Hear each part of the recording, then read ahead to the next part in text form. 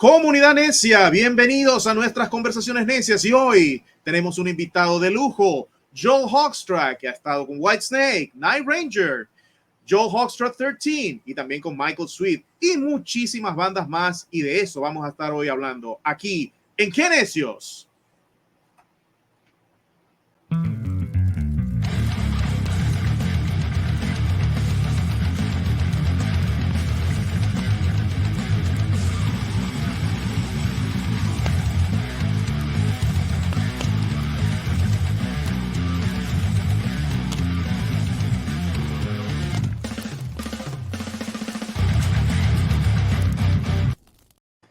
All right, Joel, thank you so much for being here. Thank you. Appreciate you taking the time out today. Yeah, no, we really appreciate you being here because, I mean, and you're Joel Hoekstra, come on.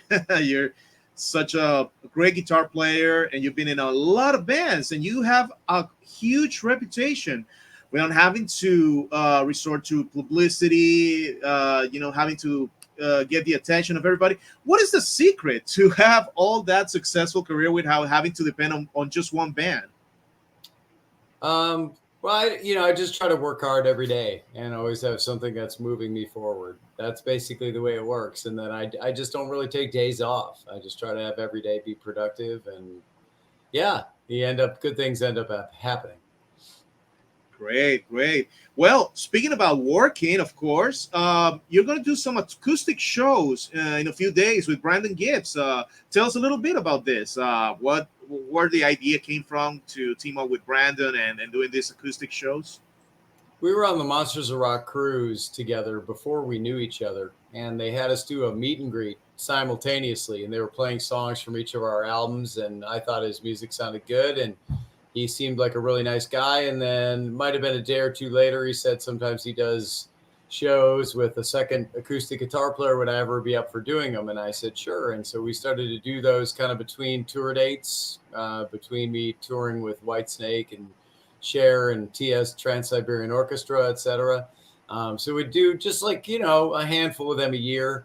And they've really gotten popular. So we ended up last year taking it over to the UK and doing a tour there, and over to Europe and doing touring there. And so we're headed back to the UK this year because it went so well last year. So we're gonna head back. It seems like we've got a lot of good fans over there. Great, great, yeah. Well, I'm pretty sure that everybody that's gonna get the opportunity to go to these shows is gonna enjoy a lot of both your talents, of course. And another thing, of course, is your project, Joel Hoekstra 13, which a lot of people before the interview have asked me, why it's called Joel Hoekstra 13? Is it because you were born on December 13? Yeah, just a lucky number thing. I mean, I didn't really want to call it Joel Hoekstra because the music on there doesn't really sound like a guitar player solo album. It's not instrumental. It's not necessarily all about the guitar solos. If you listen to it, it sounds pretty much like you're listening to a band. The hitch being that I write everything all the way from the lyrics and the vocal melodies to the riffs, of course. So it's really my project. So I decided to give it a project name. Joel Hoekstra's 13, I thought would be a good, rock side project name. Yeah, and 3 albums already. The most recent one is Crash of Life. Tell us a little bit about this last album, or the latest album by per se, which is Crash of Life. And you have a new singer in that album. It's Girish Pradhan. So tell us a little bit about this album. And of course, are you going to tour behind this album? Yeah, I mean, Girish was a recommendation from Serafino at Frontiers. Sent me him singing with his band, Girish and the Chronicles, and he was, wailing away and sounded amazing, but kind of more like early Skid Row or something, Sebastian Bach kind of. And I thought, well, I mean, Russell Allen, who sang on the previous 2 albums, a little bit more like a mix of Ronnie James Dio and at times Paul Rogers or Lou Gramm. He could go that route. So I ended up just sending the material to Girish and telling him that this is more what I'm looking for. And he ended up really delivering fantastic vocal performances. I mean, he's a real chameleon. He can do it all. So he's a phenomenal singer, and really happy with the way the vocals came out on the record. And regarding touring, I mean, it's just really hard. I mean, for me, that would require setting aside a lot of time and probably losing a whole lot of money. And, Oh, just to be able to take it out on the road and make sure that everybody's paid and everything like that. We have played live one time on the Monsters of Rock cruise. That did happen. So maybe if we coordinate something around that and do a little run into that, it's, potentially can happen. It makes for a fun live set because we can play the Joel Hoekstra's 13 material, but of course, Vinny Appice's on drums. So we can mix in Black Sabbath or Dio with some validity, and of course some Whitesnake into the set. And so it's not just listening to only new material that you're maybe not as familiar with. yeah, of course. Obviously, you have an all-star lineup. Beanie Appice. Come on, it's great drummer, Black Sabbath, of course, as you said, and well, yeah, I know. I understand that. Obviously, the touring life is kind of difficult when you don't have like a huge, let's say. You don't have a huge name behind it, like I don't know if it's Night Ranger or White Snake, which it happens to be your case in the past and of course in the present. But of course, we would love to see you touring with Joel Hoekstra 13 at some point. Yeah, I mean, me too. I think a lot of the fans don't see the logistics of it and go, okay, so you'd probably be playing at like a club. I mean, it would be great. I would love to be able to get it together and do it. I would never rule it out. Certainly would, be interested in doing something again like we did on the Monsters of Rock cruise where we did the set there and maybe mix some gigs in before it or something like that, do a little run into it. The thing with when you have a set of music is once you've learned it, which is half the battle, like getting on top of it and remembering how to play everything and having everybody get on top of it is to play it a lot. It's a drag to learn like a whole lot of music, learn like an hour and a half of music or 2 hours of music and go play it once and then it's just done, because you spent weeks getting it together. So it would be something that would be nice if we could string some dates together if we do it. Well, hopefully you will do a tour at some point. You recently, speaking of gigs, you recently did a gig, or I think you were a special guest with Joe Satriani. How was that experience?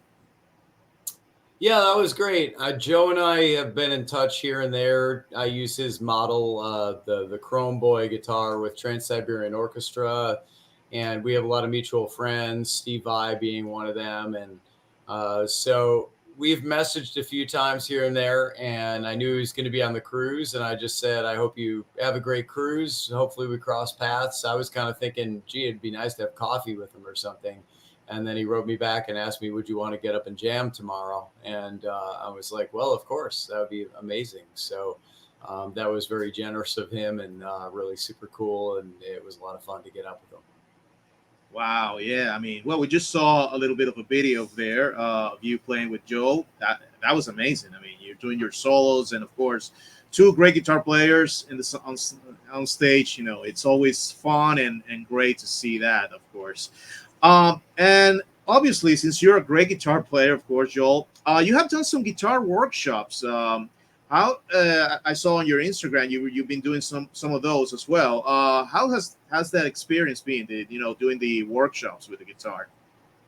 Yeah, that's good. Early on in my career, guitar teaching was a big part of what helped me be able to build my career because I taught 70 students a week when I was through my 20s, basically 20 through 30 years old. And that allowed me to be able to build things up. And then really there's, a long window where I didn't do any of that, but then COVID hit and I kind of thought, well, maybe I could go back to teaching virtual from home. And that went really well. And it's something I still have going on to date. I still teach virtual lessons.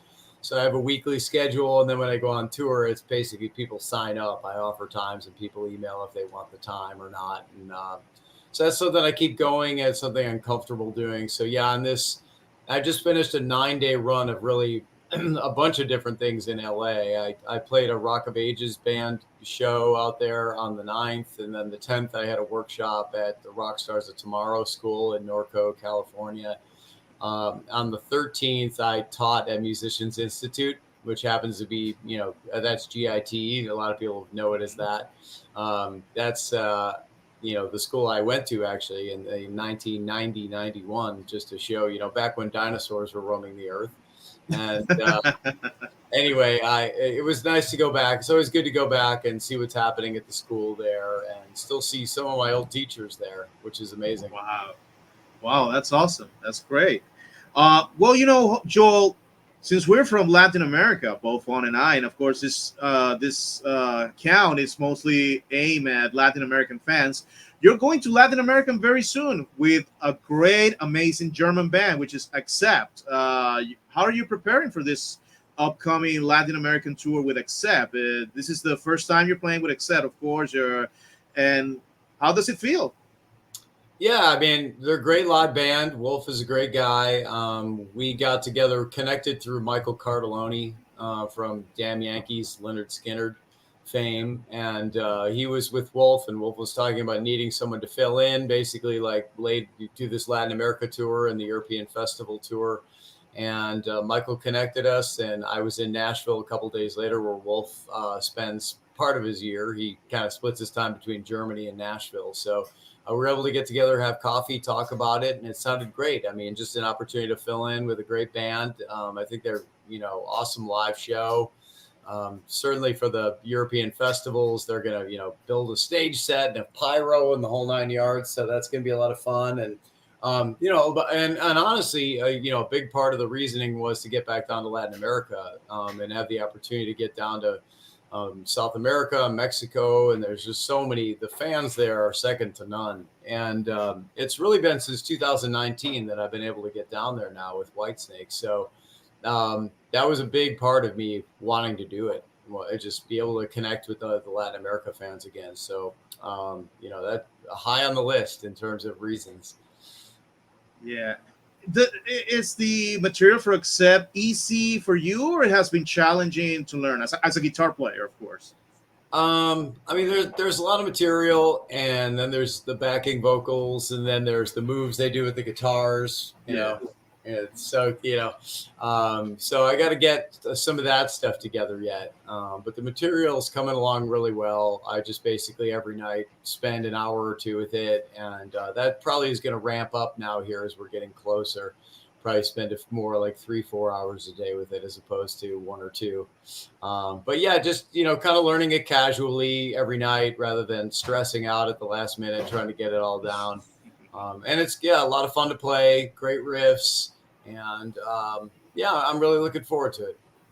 Wow, yeah, and we're really looking forward to see Accept back again in Latin America. Do you have any experience with any Latin American fans? Because it seems like every time a band from the United States, whether it's United States, England, Germany, goes to Latin America, you kind of feel like Beatlemania with all the fans going crazy, and you are not able to get out of the hotel. Have you any experience like that?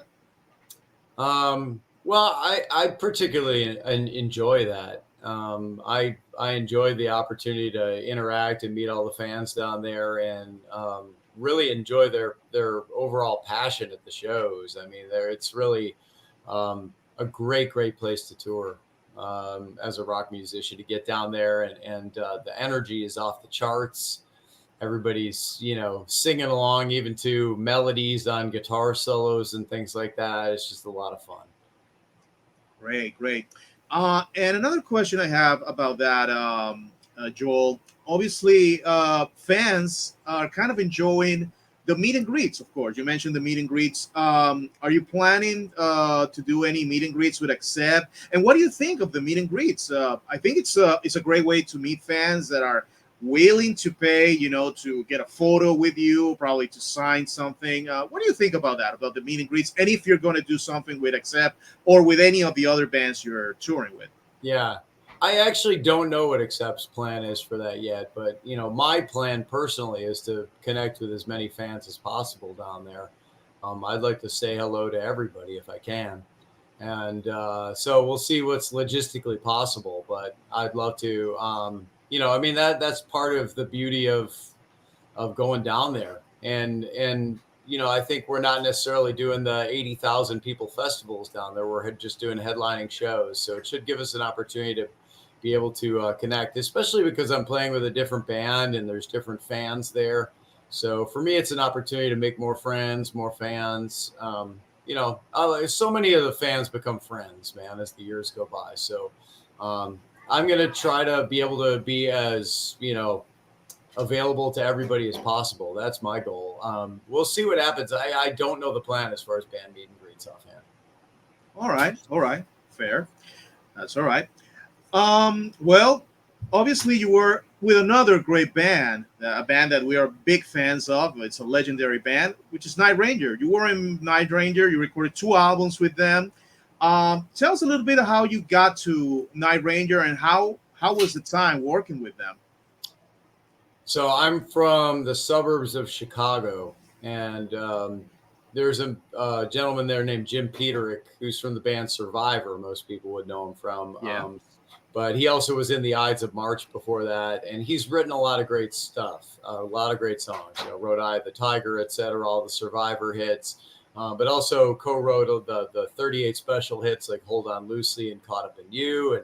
And so Jim would have these events called World Stage every year, where all his friends would come out and sing their hits, and I was in the house band for that. So once a year, those were pretty much held. I'd end up jamming with Don Barnes from 38 Special, Rick Emmett from Triumph, Kip Winger, and Alan Parsons, Kevin Cronin from REO Speedwagon. I mean, there's a really long list of people that were there, and one of the people that was there every year was Kelly Kagi, the drummer from Night Ranger. So I got to know Kelly just kind of seeing him once a year for about 6 or 7 years before one year they came in and said, well, Jeff Watson's no longer with the band. And I said, oh, give me a chance. And he said, well, Reb Beach is playing with us right now, but he's going to need to go back to Whitesnake. So it's a small world, right?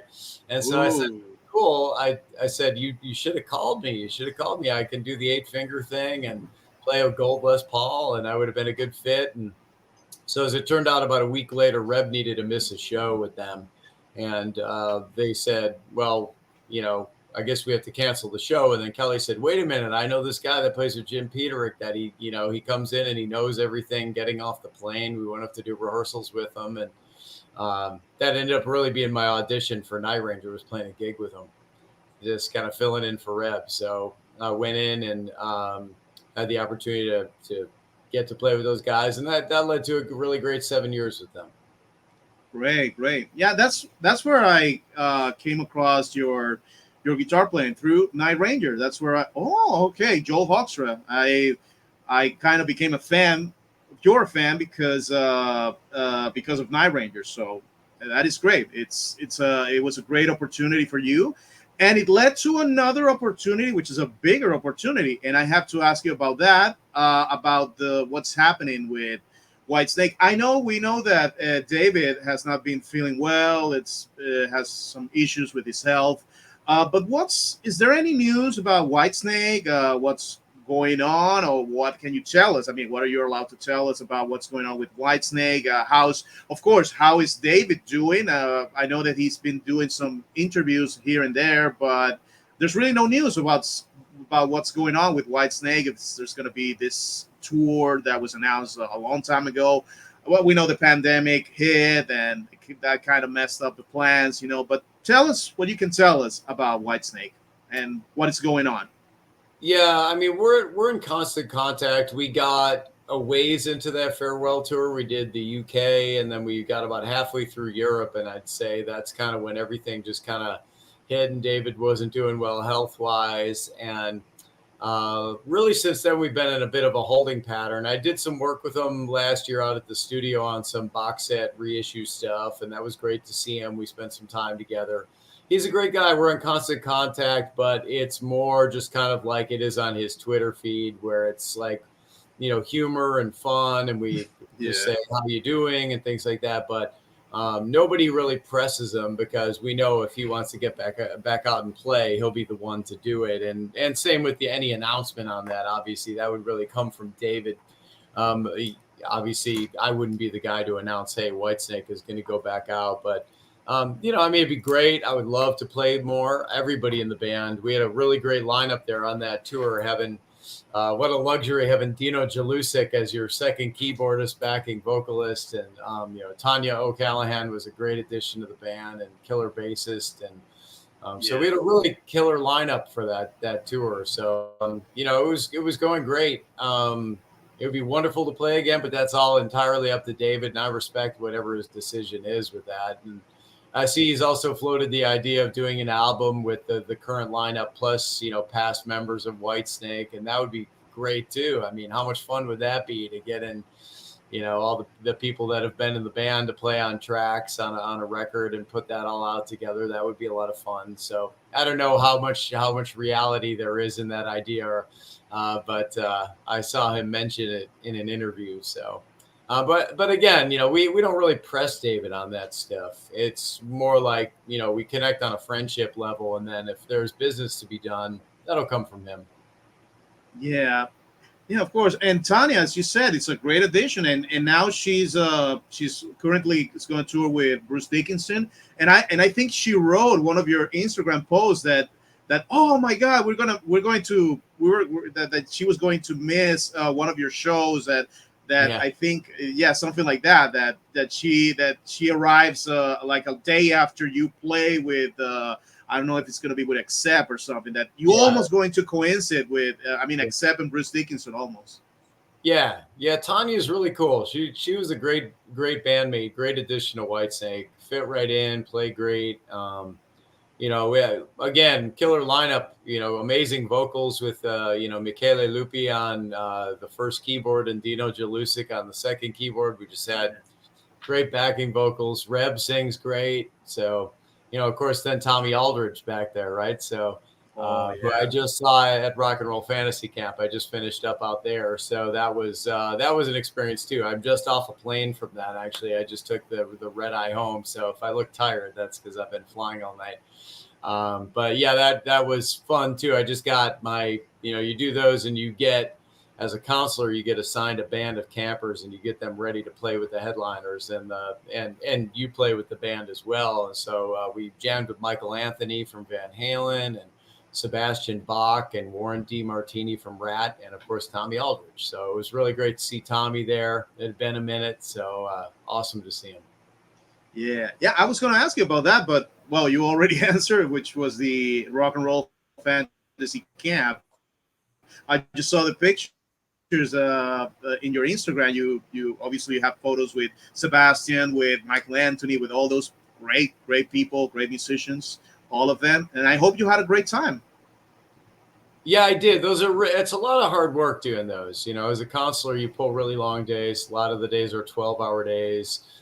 So you work really hard. You do a master class there as well. So do some teaching for anybody. So you're not just, when you get assigned a counselor, you're not just stuck with that counselor only for the time. There's also jam rooms where people can come in and jam with you who aren't in your band, and give them an opportunity to connect with you. And so it's a lot of work in a very short amount of time when you do those, but I enjoy doing them. They're great for being able to, I guess, you know, make a lot of new friends and fans with the campers as well, but connect with a lot of the other counselors. You spend 4 days together with all these, you know, great musicians working with their bands, and end up kind of talking in the hallway and whatnot. And so, you know, and even the headliners to a degree, you know, just Michael Anthony was really nice and had a nice, you know, conversation with me about everything. Saw that I had just gotten up and played with Joe and wanted to talk about that. And yeah, I mean, you know, super nice guys. Most of the headliners that come through there really are nice people. So it's a really unique experience, that Rock and Roll Fantasy Camp. It's something that I enjoy doing, certainly when touring schedules leave room for it. It's great to have the opportunity to do it. Absolutely, another way to connect with fans. That's awesome, of course. Well, another guy that you work with that we also want to know about your experience with, it's Michael Sweet from Striper. You work with him on his solo album, One Sided War, and you have like a side band called Iconic. So, well, tell us a little bit what it's like working with Michael Sweet from Striper. Yeah, so our friendship really began when I was with Night Ranger, and Michael was playing with Boston at the time. And there was a gig at Cynthia Woods Pavilion in Texas, here in the States, where the lineup was Boston, Styx, Night Ranger, Alan Parsons. And I was just blown away by Boston. Seeing Michael with them was so cool. I've followed Michael since Striper, since early Striper, really. If a friend had taken me to see them right when Soldiers Under Command came out, he said, "You want to go see this Christian band?" And I was like, "Christian band?" He's like, "No, trust me, they're amazing, man. Just come to the show." And so I went to my first Striper show. I had never heard them. And I was really blown away. They were an amazing live band, so cool to watch. And anyway, after that show where Night Ranger opened for Boston, I suddenly just got an email from Michael saying that he was at the side of the stage and thought I played really great, and etc. So we've kind of built a friendship based on that. And then the first thing I did with him was actually just be in his videos for like "I'm Not Your Suicide," and that was, he said, "Hey, you want to just, I know you didn't play the guitars on the album, but would you be the guitar player in the video?" And I said, "Sure." He's like, "I got Kenny Arnoff on the drums, and we'll hang out and shooting a duet also with Dave Mustaine's daughter Electra, and Dave is coming, so we'll hang out, all of us, Dave Mustaine." And so I went out there and did those videos, and we all had dinner that night. That was kind of fun. Had dinner with Michael and Dave Mustaine and Kenny Arnoff and whatnot. So that was cool. And then really from there, the next record, he asked me to contribute some riffs, or I think actually just play on it. And that was where we had the video radio that you just showed the screenshot of. Yeah. And then the next record was where he started to say, "Hey, how about you give me some riffs for this?" And so we started just going further in. And then we ended up working on the Iconic album together, where I think Frontiers just kind of connected two ideas. I think they were looking for a bunch of classic rock musicians to put around Nathan James, who you're seeing in the center there, great vocalist from his band Inglorious. And Michael had been talking to them about, "Hey, I want to do an album with Joel Hoekstra." So they said, "Well, why don't we make you guys the guitar players, and Michael can sing a little bit with Nathan in this." And they kind of said, "Well, we'll add a drummer and a bass player later," and made it sound like I thought, well, they'll probably get you guys with like smaller names for those positions or something. And then lo and behold, it ended up being Tommy Aldridge and Marco Mendoza. So obviously at that point in time, it became clear they were really going for the Whitesnake angle with it.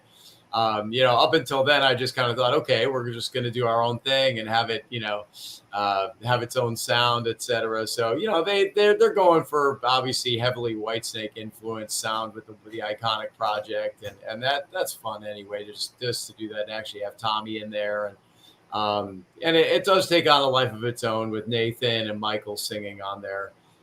So anyway, second album in the works, and I don't know the timeline on that, but there is another album coming. Oh, okay. Because that was my question, that if there are any plans for Iconic to do something else. Well, a second album is coming, so that's great. Yeah, there will be another album coming out. Great. Well, and another artist, which is probably the biggest artist you play for, is Cher, obviously, and you have also played with Amy Lee. So tell us a little bit what is the difference between playing with Cher and with Amy Lee?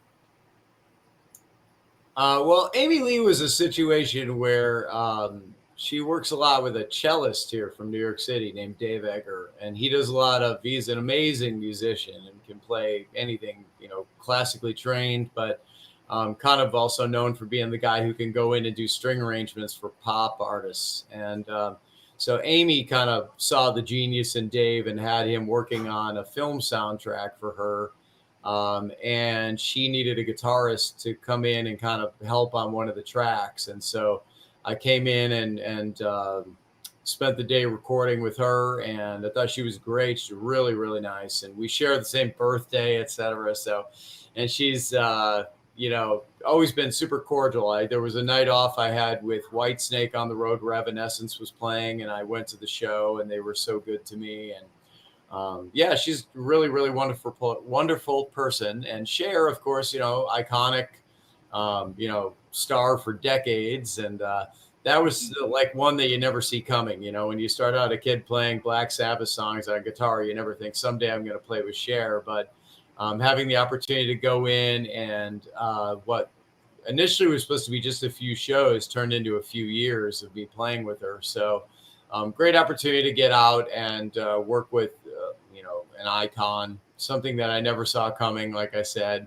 But there was room, as you can see. She had me moments where there was guitar features in the show where you get to step out and kind of, play some chops and things like that and kind of hold the crowd. So great fun. And she was very professional, very nice. I have nothing bad to say about it. Yeah. No, and some people forget that Cher is actually a rock artist. She has some songs with guitars, because a lot of people, especially this generation, tends to think that Cher is the Believe song or, Yeah. all that techno stuff, but Cher has some great rock tracks. And as you can see in the video, well, you did some great job there, obviously playing guitar. And of course, the old Sonny and Cher stuff, you probably nail it as well. Yeah, I mean, that was actually one of the more fun things about the gig itself is that my career was such that I played all kinds of different styles and bands to kind of end up, finding some success with, I guess, the 80s revival, if you want to call it that, or the resurgence. And but I had played a lot of different styles of music. And so it was kind of fun to go into the share thing where there is all the different styles of music and play all those different styles again and have that opportunity was for me a lot of fun to have a chance to play a lot of different styles that I don't get the chance to play anymore. So yeah, great experience. Great. Well, before we get to the stubborn questions, which is a section that we always do before we end the interview, Joel, do you know any rock bands from Venezuela that you're aware of? Oh man, I know I probably should be. I know definitely met some Venezuelan musicians, but Yeah. I can't name a band off the top of my head right now. I'm sorry. No, that's all right. That's all right. We will recommend you some bands so you can check them out. So it's okay. Okay. We just wanted to know if you knew any Venezuelan bands because Juan and I are both from Venezuela. So, and we always ask you guys if you know any bands from Venezuela. But we'll recommend you something so you can listen to it. Okay, cool. That's great. That's great. Well, obviously, Joel, before we end the interview, of course, we have what we call the stubborn questions because, as you know, Kenancius means it's like the stubborn guys or something like that in English. So we're going to give you the stubborn questions right now. It's 5 questions. We're going to give you 2 options, and you can elaborate if you want and then just pick your choice or whatever. But let's start with this. This is the stubborn questions for Joel Hoekstra.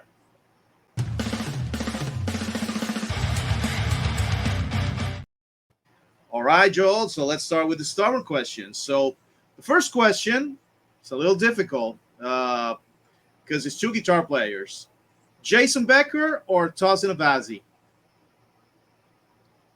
What, I need to pick who I prefer? Yeah, which one you prefer? Oh man, I don't want to do that. Then I got to diss something. I mean, Yeah. I grew up listening to Jason Becker as a kid, and Tosin I did an event with in Romania. We played on a guitar festival together, and it was cool to meet him there. And those guys are both amazing musicians. No, that's all right. That's all right. And of course, Jason, obviously, we know his condition, but he is still amazing. Even with his condition, he's still an amazing guitar player. Because I mean, it's amazing how he writes songs only with the movement of his eyes. I mean, it's great. Have you ever met Jason? I never got to meet Jason. Like I said, Tosin and I spent a little bit of time together, and he was a great guy. We got on great.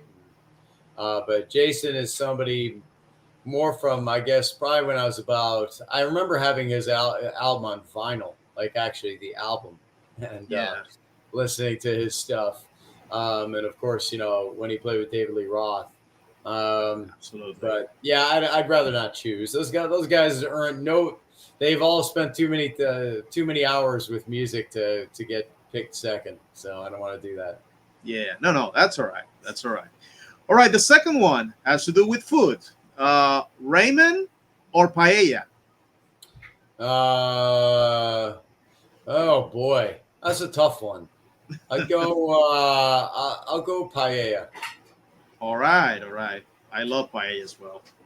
Okay, the third one, 2 bands: It's gonna be a little tough. Symphony X or Striper? Ha. Well, I mean, that's Russell obviously sang on the first two Joel Hoekstra's 13 CDs, and Michael Romeo's, genius musician. Striper is a little bit more my cup of tea in terms of like, I'm not as prog minded as Michael Romeo is. I respect everything he does, but the Striper thing was a big part of my childhood. So I'll say Striper there safely. Nice, nice. Okay, question number 4. Rock of Ages or School of Rock? Well, I loved Rock of Ages as a show, and they did give me a cameo in the movie, and I was grateful for that. But School of Rock is a much better movie than Rock of Ages. Yeah, and you have played with the Broadway version of Rock of Ages as well. Yeah, that ran for over 6 years here on Broadway, and that was a great experience. The show was a lot better than the movie, and then when they went to go make it into the movie, they changed a lot of things, but I was grateful to get a scene in there, and that's kind of cool to be in a movie and all that. But School of Rock is a great rock movie. Absolutely, absolutely. And finally, the 5th question. This is a little tricky one, but let me rephrase it for you. All right. Imagine you are forced not to play guitar for 24 hours. You only have 2 options. Go to Ibiza, stay on a crowded beach listening to electronic music all day, or go to a bar with friends, stay drinking beer at least for 4 hours. I would do neither one of those. Oh, No. Yeah. I mean, neither one. I mean, I would sit alone in a hotel room is more like it, and then like probably work on music. That's all right. Yeah. I mean, I don't drink, so going to a bar and hanging out. I would hang out with friends, like 4 or 5 friends. If you take away the bar and the beer, I'd say that's probably more my speed than going to a crowded place listening to electronic music. But that has no appeal to me whatsoever. But yeah, I mean, I don't really go to bars and hang out anymore either. But I probably go out and hang out with a couple friends or something like that. Okay, but I'm kind of more of a isolationist on the road. I kind of hang out in my hotel room and I like work on music and then maybe watch a movie, something like that. Great, great. Well, Joel, thank you so much for being with us tonight, and of course, we hopefully see you down the road somewhere. I mean, with one of the bands. I'm going to try to go to see one of the Accept shows. I'm going to try. I've been a little busy, but I'm going to try to make it as well. Or if I can make it, I have to go to any show that you're going to do. So, what's the upcoming things you have in the next couple of months? We know you have Accept and this acoustic gigs with Brandon. What else Yeah. do you have? I mean, yeah, a lot of the front end of the year has been clearing a lot of things out. I mean, today and tomorrow, I've got 3 sessions that I'm doing. So doing some recording and working on the Accept music, and then teaching remotely. And I have a bunch of U.S. gigs coming up here with Brandon, the acoustic duo stuff. Occasionally do the gigs with Broadway's Rock of Ages band, where we go, and that's not really the show. It's the band just goes and plays the songs from it, but we kind of just rock it out and do our own thing with it. And they give me all the solos and I get big guitar solo in the middle and all that stuff. So it's fun for me to go do it and see the guys I worked with on Broadway. And then of course Accept. And then certainly later in the year, I know it's not a big thing in Latin America, but I'll have Trans-Siberian Orchestra in November, December, and that's such a big tour here in the U.S. That's just really, really big tour. Right. No, yeah, of course. Trans-Siberian Orchestra is mostly for Christmas, but it's a great band. It's a great band. And I'm sorry to hear that one of the guys recently passed away. The keyboard player. Yeah, Vitaly, who just very tough, staggering talent. Amazing player, just virtuoso, and so super friendly guy. Really nice guy. So he's missed, and rest in peace, Vitaly. Rest in peace, Vitaly. That's right. Well, Joel, thank you so much for being with us tonight, and we hope to see you very soon on stage playing, which is what you love the most, of course. Yes, of course. Well, that and recording. I love both of those Yeah. a lot. Yeah. Yeah. Thank you so much, Joel. Thank you so much for your time, and this has been a great interview. I love it, and I hope you enjoy it too. So thank you so much. Awesome, man. Well, we'll see you around. Thank you so Appreciate much. it. Thank you so much, Thank you. brother. Appreciate Thank it. Have you. a good one.